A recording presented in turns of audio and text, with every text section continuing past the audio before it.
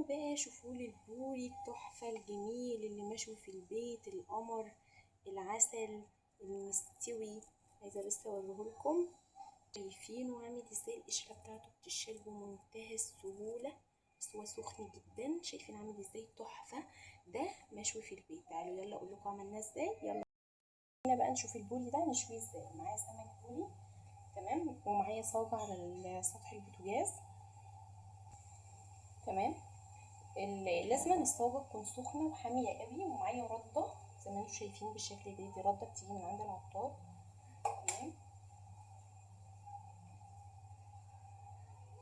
الصاجة سخنت، هحط عليها البوري بتاعي بالشكل ده كده.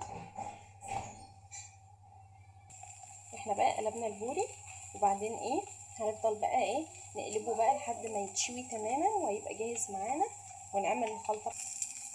معايا بقى هنا ايه، ليمون، تمام، ومعايا معلقة ونص، تمام، ومعايا معلقة كمون، ومعايا معلقة كزبرة.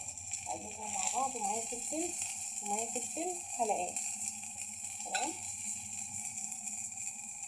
هطلع بقى السمك بتاعي، هرش بقى على الناحية كده عشان لما اجي اقلبه يبقى ايه خد من كل الجهات، تمام.